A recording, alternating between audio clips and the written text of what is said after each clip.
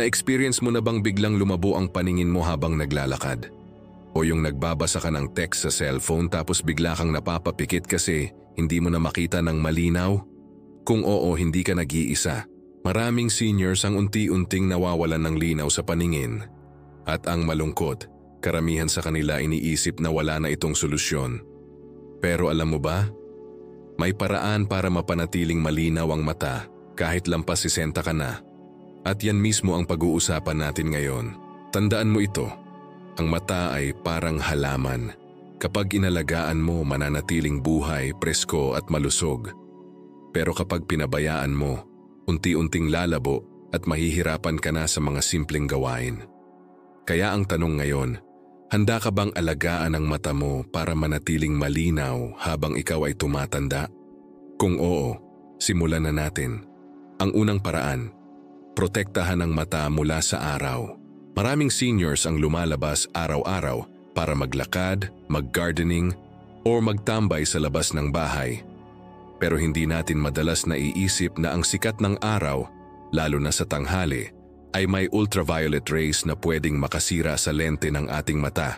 Ang UV rays ay isa sa mga dahilan kung bakit maraming matatanda ang nagkakaroon ng katarata at macular degeneration.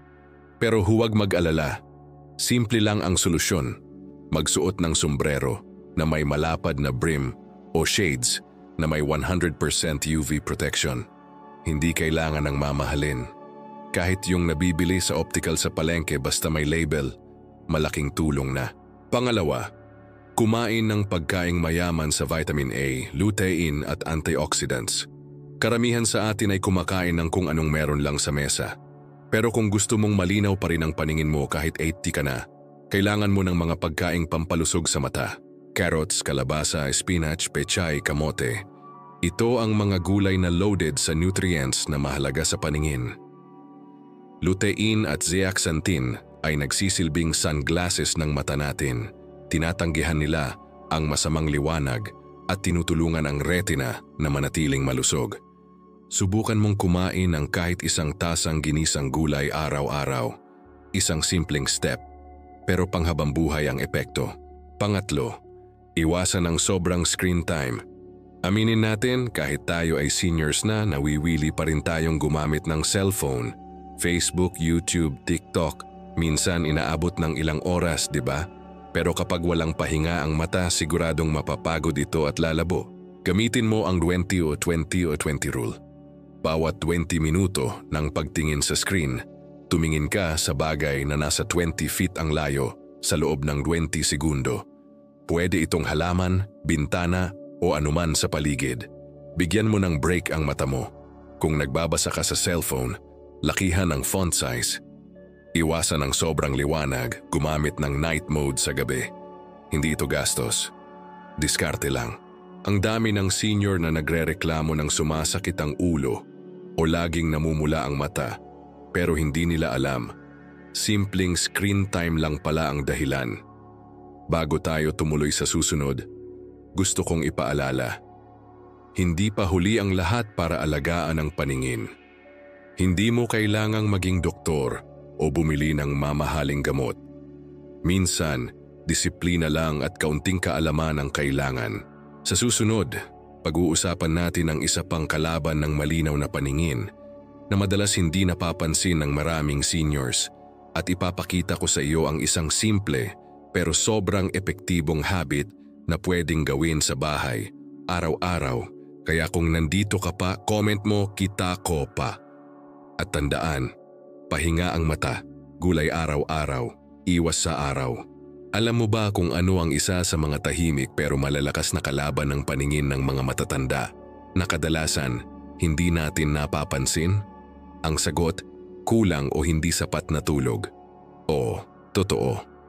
Akala natin ang paningin ay naaapektuhan lang ng araw, pagkain, o sobrang screen time.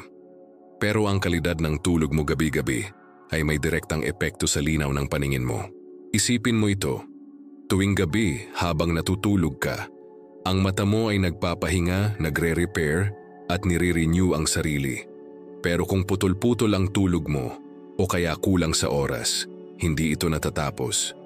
Kaya sa paglipas ng panahon, napapansin mong parang laging pagod ang mata mo o kaya madaling mamula, mahapdi at lumalabo. Kaya ang tanong, paano ba makakatulong ang maayos na tulog sa paningin? Kapag malalim ang tulog mo, gumaganda ang sirkulasyon ng dugo sa buong katawan, kabilang na ang retina at optic nerve ng mata. Sa gabi rin naglalabas ang katawan ng hormones na tumutulong sa tissue repair, kasama na ang mata. Kaya kung kulang ka sa tulog, hindi lang katawan mo ang apektado. Pati paningin mo, bumababa ang kalidad. Kung senior ka na at madalas magising ng 2:00 o 3:00 ng madaling araw, huwag mo itong balewalain. Isa ito sa mga senyales na hindi nakakapagpahinga ng sapat ang katawan at tuloy pati mata mo, nagdurusa. Ano ang pwede mong gawin? Una, gumawa ng evening routine na makakatulong sa mata mo. 1 oras bago matulog, iwasan mo ang TV, cellphone o anumang gadget. Ang asul na liwanag mula sa mga screen ay nagpapagising sa utak, kaya mas mahirap makatulog. Subukan mong magbasa ng libro na hindi masyadong matindi ang ilaw o makinig ng instrumental music. Pwede ka ring maglagay ng malamig na bimpo sa mata habang nakahiga. Hindi lang ito relaxing, nakakatulong pa ito sa pag-relax ng eye muscles. Pangalawa, siguruhing maayos ang hangin sa kwarto. Ang mata ay mabilis matuyo kung sobrang init, kulob o walang bentilasyon ng paligid. Kaya kahit electric fan lang, buksan mo para umikot ang hangin at gumaan ang pakiramdam. Pangatlo, iwasan ang caffeine o kape sa hapon. Maraming seniors ang sanay magkape kahit gabi. Pero ang hindi nila alam, ito ay nagiging dahilan kung bakit hindi sila makatulog ng mahimbing. Maliit lang ang mga adjustment na ito, pero kung gagawin mo araw-araw, malaki ang epekto sa tulog mo at syempre sa paningin mo. Ngayon, pang-apat na paraan para mapanatiling malinaw ang mata. Regular na eye check-up. Alam ko na karamihan sa atin, nagpapatingin lang kapag may problema na. Pero gaya ng sinasabi ng mga doktor, prevention is better than cure, lalo na pagdating sa paningin. May mga sakit sa mata gaya ng glaucoma o diabetic retinopathy na walang sintomas sa simula. Tahimik, pero mapanganib. Ang masama, kapag napabayaan at huli na ang lahat, pwede na itong maging permanenteng pagkabulag. Kaya kahit wala kang nararamdaman, kung may edad ka na, magpa-check up ka kahit 1 beses kada taon. Mas mabuti pa nga kung 2 beses, lalo na kung may lahi kayo ng diabetes, high blood, o may history ng sakit sa mata sa pamilya. Baka tanong mo, "Hey, Daddy, saan ako magpapa-check up?" Mahal yan. Ang sagot, hindi kailangang gumastos. Maraming barangay health centers ang nag-aalok ng libreng eye screening para sa mga senior citizens. May mga programa rin ng LGU, lalo na tuwing buwan ng senior citizen or health week. Minsan may mobile optical van pa na dumadaan sa barangay nyo. Gawin mong misyon na alamin ang schedule nito. 1 araw lang sa 1 taon, pero ang resulta ay pwedeng makapagligtas sa paningin mo habang buhay. Ngayon naman, tip number 5. Gamitin ang mata mo pero wag abusuhin. Alam mo ba na ang mata ay may muscles din? At gaya ng ibang muscles sa katawan, kailangan itong galawin, i-exercise, i-relax, at hindi laging pinipilit. Narito ang simple pero mabisang eye exercise para sa seniors. Umupo sa komportableng lugar. Tumingin sa isang bagay na malapit sa iyo ng 5 segundo. Pwedeng baso, halaman, o libro. Pagkatapos, tumingin ka sa bagay na nasa malayo, mga 10 talampakan ng layo. Tumingin dito ng 5 segundo rin. Ulitin mo ito ng 10 beses. Gawin ito araw-araw, tuwing umaga at bago matulog. Simple lang pero nakakatulong ito para ma-relax ang ciliary muscles ng mata mo. Ito yung muscle na tumutulong sa pag-focus ng paningin. Kapag regular mong ginagawa ito, mas mabilis mag-adjust ang mata mo sa liwanag at mas hindi ka agad nangangalay. Maaari mo ring subukan ang palming technique. Ipikit mo ang mga mata mo at dahan-dahang ipatong ang palad sa ibabaw ng mata. Huwag pindutin, just rest. Gawin ito sa loob ng 1 minuto. Nakakatulong ito para ma-relax ang optic nerve at retina. At syempre, hindi natin pwedeng kalimutan ang isa sa pinaka-basic pero madalas nakakalimutan, hydration. Kulang sa tubig, isan, tuyong mata. Tuyong mata o narwakahapdi, pamumula at labo ng paningin. Lalo na kung umiinom ka ng maintenance medicine gaya ng antihistamine or diuretics, mas mataas ang chance na natutuyo ang mata mo. Kaya uminom ng sapat na tubig araw-araw. 8 baso ay sapat na panimula. At kung mainit ang panahon, dagdagan mo pa. Ang mata ay may natural na moisture layer, parang luha, na nagsisilbing proteksyon. Kapag kulang ang katawan mo sa tubig, hindi rin ito makakagawa ng sapat na luha. Kaya kahit walang gamot, walang eye drops, ang tubig pa rin ang pinakaunang lunas. Sa susunod na bahagi, pag-uusapan natin ang isang nakakagulat na koneksyon. Ano ang kinalaman ng puso sa mata? Tanong ginagawa ng ibang seniors araw-araw na nakakatulong sa sirkulasyon ng dugo papunta sa mata. Huwag mong palalampasin yon, pero bago tayo tumuloy, kung nandito ka pa, comment mo. Laban para kita. At syempre, ito ang 3 salita para sa paningin mo. Tulog ng tama, check up yearly, inom ng tubig. Ngayong alam mo na kung gaano kahalaga ang tulog, regular na eye check-up, hydration at simpleng eye exercises, may isa pa akong isisiwalat sa iyo. Isang bagay na hindi madalas pinag-uusapan pagdating sa kalusugan ng mata, ang koneksyon ng puso sa paningin. Oo, totoo. Ang kalusugan ng puso ay direktang konektado sa kalinawan ng iyong mata. Paano? Simple lang. Ang dugo.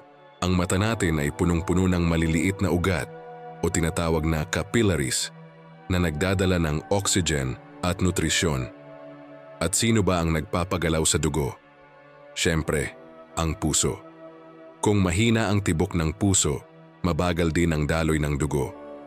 Ibig sabihin, mas kaunti ang oxygen at nutrients na nakakarating sa retina, optic nerve, at buong bahagi ng mata. Kapag mabagal o barado ang sirkulasyon, mas mabilis kang makararanas ng panlalabo, pagkahilo, pamumula, at minsan pa'y pagkawala ng balanse. May ilang senior na nagkukuwento, parang bigla akong nabulag ng ilang segundo habang naglalakad. Madalas hindi problema ng mata mismo, kundi ng daloy ng dugo. Kaya anong dapat gawin? Una, gumalaw araw-araw. Hindi mo kailangang mag-gym o tumakbo sa park. Ang simpleng paglalakad sa loob ng bahay, pag-akyat ng ilang baitang ng hagdan, o pagtayo kada 30 minuto kung nanonood ng TV. Malaking tulong na ito para mapasigla ang puso at mapaikot ang dugo. Kung may halaman ka sa bakuran, gawin mong routine ang pagdidilig o pagwawalis. Kapag kumikilos ang katawan mo, tumitibok ng mas maayos ang puso. At dahil diyan, mas maraming dugo ang naipapadala sa mata. Pangalawa, kumain ng pagkaing pampalusog sa puso. Alam mo ba na ang mga pagkaing makatutulong sa puso mo ay makatutulong din sa mata mo? Mga pagkaing may omega-3 fatty acids tulad ng bangus, sardinas o tuna ay may benepisyong anti-inflammatory. Nakakatulong ito para mapanatiling malinis ang mga ugat sa mata at puso. Iwasan ang matatabang karne, sobrang alat, at mga pagkain na processed tulad ng hotdog o instant noodles.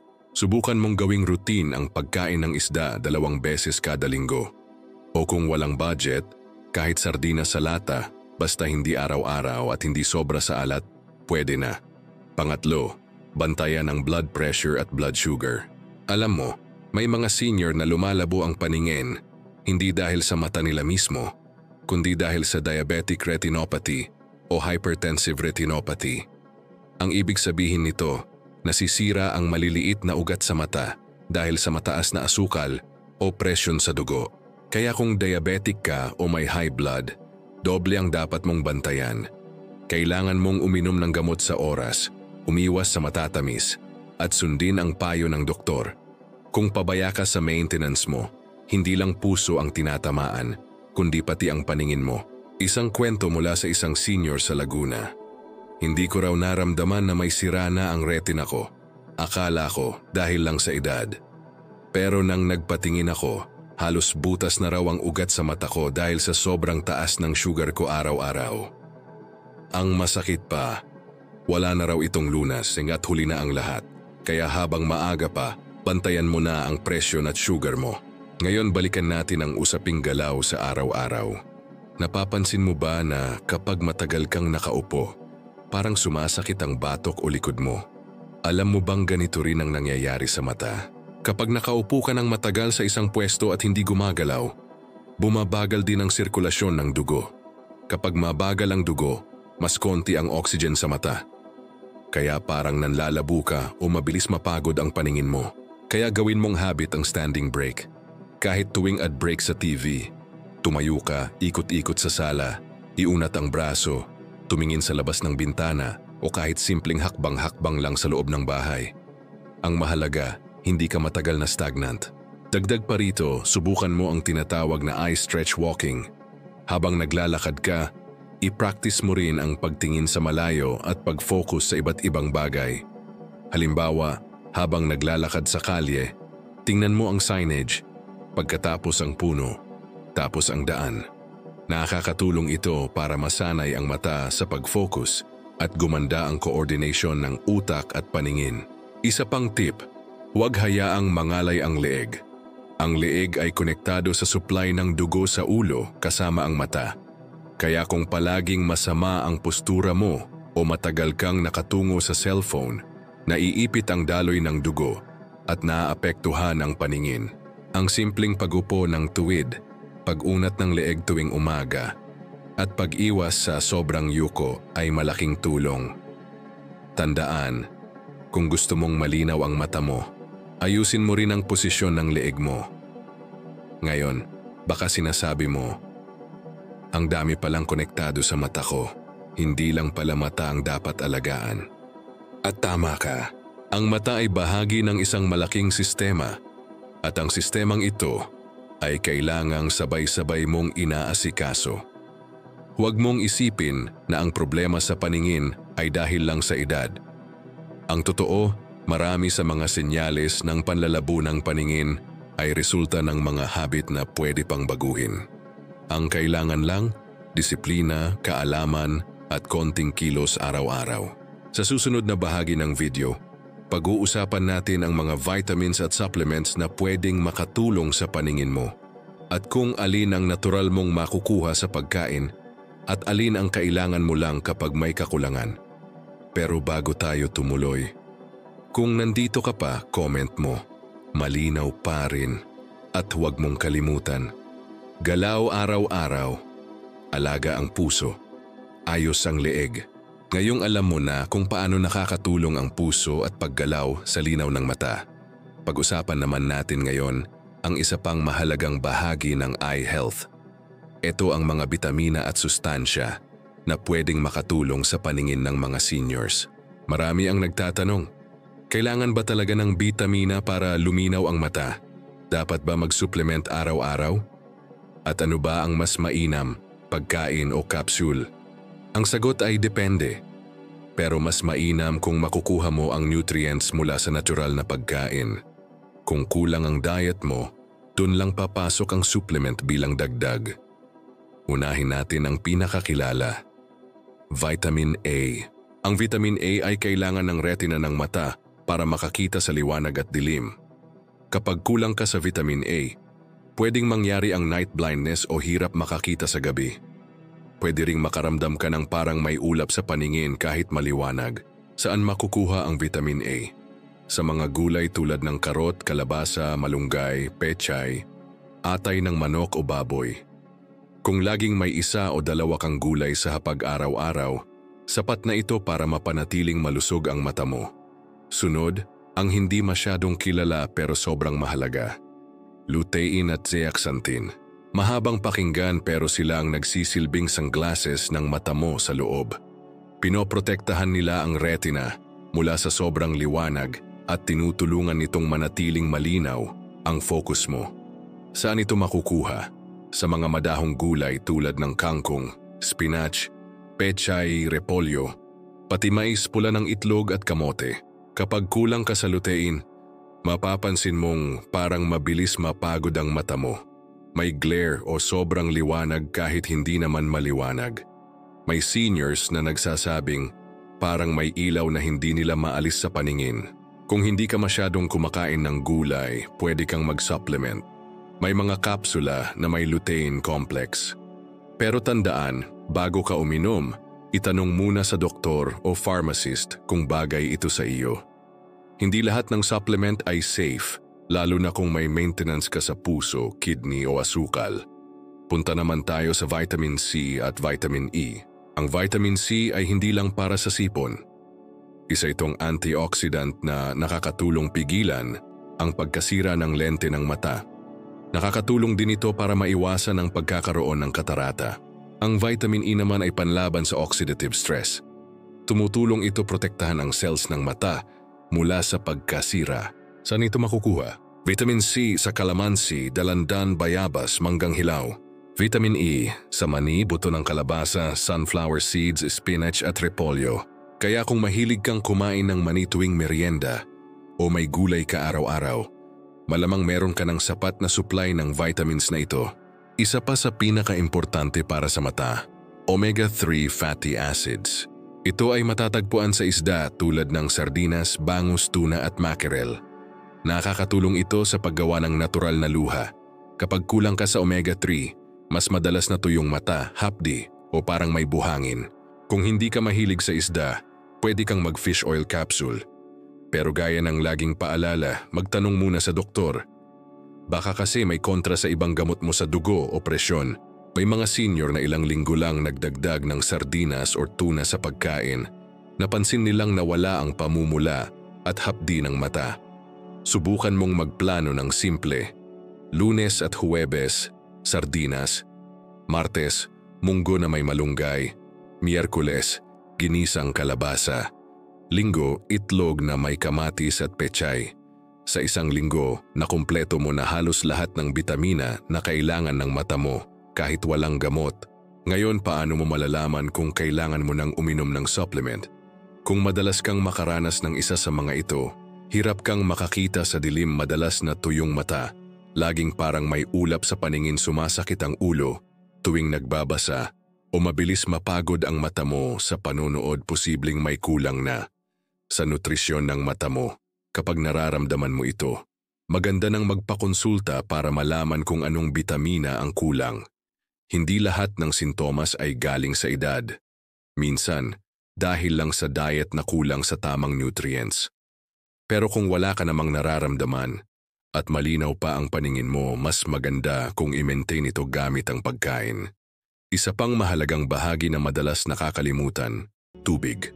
Alam mo ba na kahit gaano kaganda ang supplements mo, kung kulang ka sa tubig, hindi ito ganap na na-absorb ng katawan mo. Ang mata ay may natural na moisture layer na parang luha. Kapag kulang ang katawan mo sa tubig, natutuyo ang layer na ito. Resulta, mabilis kang mahapdian, mamulikat o mapagod ang mata. Kaya kung may supplements ka man o wala, siguraduhing umiinom ka ng 8 hanggang 10 baso ng tubig kada araw. Kung mainit ang panahon, dagdagan pa. Isang senior sa Tarlac ang nagsabi, ang dami ko nang iniinom na capsule para sa mata. Pero parang wala namang epekto. Ang kulang pala sa akin, tubig lang. Kaya huwag kalilimutan tubig muna bago kahit anong gamot. At kung ikaw ay may maintenance na gamot para sa diabetes, high blood o cholesterol, mas lalo kang dapat mag-ingat sa pag-inom ng ibang supplement. Ilista mo muna lahat ng iniinom mo at itanong ito sa doktor para iwas sabay-sabay na epekto.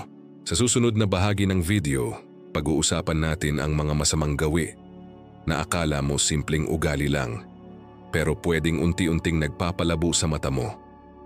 At sigurado, ginagawa ito ng maraming seniors araw-araw. Kaya kung gusto mong manatiling malinaw ang paningin mo hanggang sa mga susunod na taon, comment mo, bitamina para mata. Ito ang 3 paalala bago tayo tumuloy. Kulay araw-araw, inom ng tubig, sapat na pahinga. Ngayong alam mo na kung anong mga bitamina at pagkain ang makakatulong sa paningin. Panahon na para pag-usapan natin ang kabaligtaran. Ito ang mga simpleng gawin na akala mo ay walang epekto, pero unti-unting nagpapalabo ng paningin ng maraming seniors. At ang masama pa, karamihan sa mga ito ay bahagi na ng araw-araw na routine. Pero good news, dahil lahat ng ito ay maaari mong baguhin. Unahin natin ang madalas na pagkamot o pagkuskos ng mata. Maraming seniors ang may ganitong ugali, lalo na kapag puyat, may alikabok o biglang nangati ang mata. Akala natin normal lang, pero alam mo ba na ang sobrang pagkuskos ay pwedeng makasira sa kornea? Ang kornea ay parang malinaw na harapan ng mata. Kapag ito ay madalas nadidiinan, pwedeng magkaroon ng tinatawag na corneal abrasion o maliliit na gasgas. Pwede rin itong magdulot ng astigmatism o dry eyes na mas lalong nagpapalabo ng paningin. Kaya kung makati ang mata, huwag mo itong kuskusin. Gumamit ng malamig na basang bimpo, ipatong sa mata ng ilang minuto at hayaang kumalma. O kung madalas ang pangangati, baka kailangan mong ipacheck. Pwedeng allergy, dryness o may ibang kondisyon. Ang pangalawang maling gawain, panonood o pagbasa sa sobrang dilim. Ilang beses mo nang nahuli ang sarili mong nanonood ng TV na walang ilaw sa kwarto o nagbabasa habang nakaupo sa sulok gamit lang ang ilaw ng cellphone. Ang mata ng senior ay mas sensitibo sa pagbabago ng liwanag. Kapag mahina ang ilaw, napipilitan ang mata mong mag-adjust ng sobra. Tuloy, mas mabilis kang mapagod, sumakit ang ulo o makaramdam ng panlalabo. Gawin mo itong rule sa bahay. Kapag magbabasa o manonood, siguraduhing may sapat na liwanag sa paligid. Hindi kailangang maliwanag na maliwanag, basta pantay ang lighting sa buong kwarto. Mas mainam kung warm white light ang gamit mo. Hindi masyadong maliwanag gaya ng LED, pero hindi rin madilim. Pangatlong masamang ugali, pagbabasa habang nakahiga o nakatagilid. Maraming seniors ang gustong magbasa bago matulog. Pero kung ang posisyon mo ay hindi maayos, halimbawa, nakatagilid ka habang binabasa ang cellphone, ito ay naglalagay ng pressure sa isang bahagi ng mata. Kapag hindi pantay ang pressure sa mata, pwedeng maapektuhan ang alignment ng lens at muscles sa loob. Posibleng makaranas ka ng pananakit ng ulo, hilo at labong paningin. Ang simple at ligtas na posisyon para magbasa ay nakaupo ng tuwid, may suporta ang likod at nakatingin diretso sa mata ang binabasa. Iwasang yuko ng yuko o ilapit ng sobrang lapit ang mukha sa libro o cellphone. Pang-apat, sobrang paggamit ng cellphone o gadget. Oo, napag-usapan na natin ito sa mga naunang bahagi. Pero uulitin natin ngayon dahil ito ang isa sa mga pinakakaraniwang dahilan ng eye strain. Sa panahon ngayon kahit senior na, marunong nang mag-Facebook, YouTube at minsan pa nga TikTok. Pero kapag diretsong 3 hanggang 5 oras kang nakatitig sa screen, walang pahinga, siguradong napapagod ang mata mo. Gamitin ang rule na ito. Bawat 20 minuto ng panonood, tumingin sa malayo ng 20 segundo.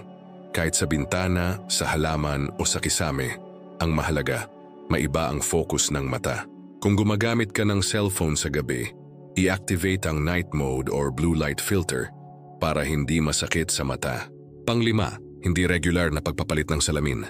Maraming seniors ang may salamin na ginagamit na for 5 or even 10 years. Ang problema, habang tumatanda tayo, natural na nagbabago ang grado ng mata.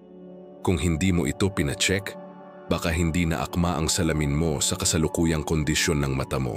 Kapag mali ang grado, napipilitan ang mata mong mag-adjust. Resulta, pananakit ng ulo, hilo, panlalabo ng paningin, at minsan ay pagkadapa habang naglalakad. Gawin mong ugali ang eye check-up kada taon kung may salamin ka. Kahit wala kang nararamdamang problema, mainam na alam mong tama pa rin ang gamit mo. Panganim, pagtitipid sa ilaw at pagupo sa maling posisyon. May ilang seniors na ayaw gumamit ng ilaw sa araw-araw para makatipid sa kuryente. O kaya naman, palaging nakaupo sa isang sulok na hindi tama ang liwanag o hangin. Hindi mo kailangan ng mamahaling ilaw. Basta may maliwanag at komportableng lighting sa paligid, mas ligtas yon para sa mata mo. Tandaan, mas mahal ang gastos sa gamot at operasyon kapag napabayaan ang mata kaysa sa maliit na dagdag sa kuryente.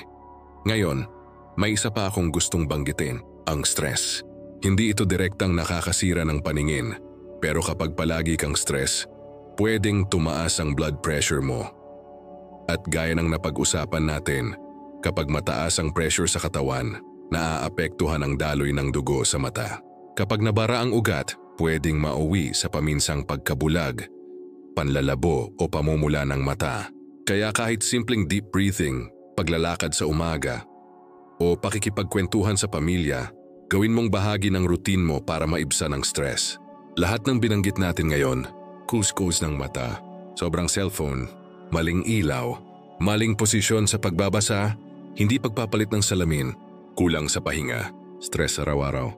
Lahat ng ito kapag pinagsama-sama, unti-unting nagpapahina sa mata. Pero ang maganda dito, kaya mong itigil. Kaya mong palitan ang mga ugali na ito at simulan muli ang pangangalaga sa paningin. Ang tanong, handa ka bang baguhin ang simpleng gawain mo para sa mas maliwanag na bukas? Sa huling bahagi ng video, ibabahagi ko ang isang kompletong daily routine para sa seniors na gustong alagaan ang paningin mula paggising hanggang pagtulog, step by step. Kaya kung gusto mong makumpleto ang guide na ito, comment mo bagong gawi. Ngayon at tandaan ang 3 salitang iiwan ko sa iyo ngayon. Iwas kuskus mata, check salamin, taon-taon liwanag sa paligid.